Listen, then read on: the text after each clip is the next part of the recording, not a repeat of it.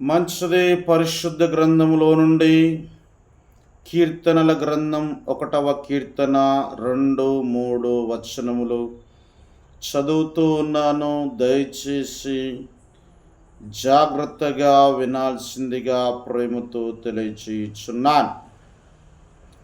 యెహోవా ధర్మశాస్త్రమునందు ఆనందించుచు దివారాత్రము దాన్ని ధ్యానించువాడు ధన్యుడు.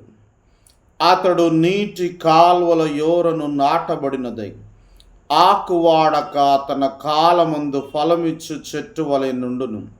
అతడు చేయునదంతయు సఫలమగును. ఈ పరిశుద్ధ లేఖన భాగమును గమనించినట్లయితే, ఎవరైతే ప్రభువైన యేసుక్రీస్తు దేవుని వాక్యమునందు ఆనందిస్తారో, ఎవరైతే దేవుని యొక్క వాక్యమును దివారాత్రం అనగా రాత్రింబగళ్ళు చదువుతారో, ధ్యానిస్తారో, దేవుడు వారిని ఆశీర్వదిస్తాడు.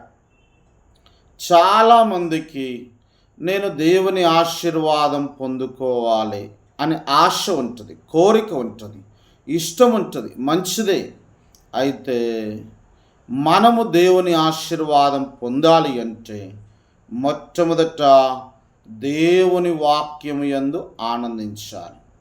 దేవుని వాక్యము యందు ఏ విధంగా ఆనందిస్తాము అనగా, దేవుని వాక్యమును చదువుట ద్వారా, దేవుని వాక్యమును ధ్యానించుట ద్వారా, దేవుని వాక్య ప్రకారము జీవించుట ద్వారా, దేవుని వాక్యము వినుట ద్వారా దేవుని వాక్యమునందు ఆనందిస్తాము.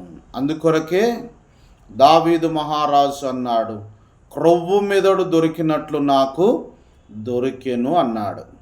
దేవుని వాక్యము తేనె కంటెను, జుంటి తేనె దార్ల కంటెను మధురాతి మధురమైనది దేవుని యొక్క వాక్యం.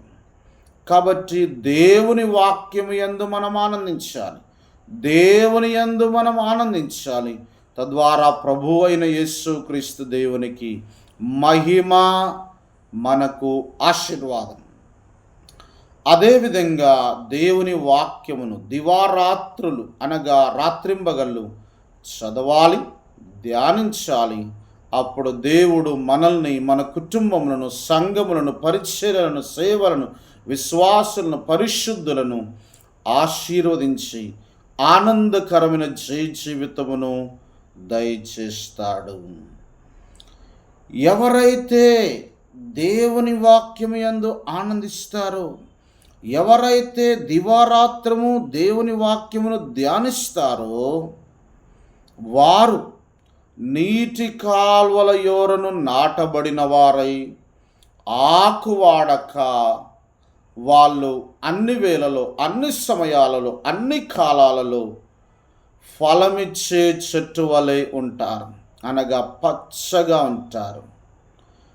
సీజన్ అన్సీజన్ అనకుండా అన్ని కాలాలలో, అన్ని సమయాలలో ఫలిస్తారు, ఫలభరితమైన జీవితము జీవిస్తారు. వారు పచ్చగా ఉంటారు.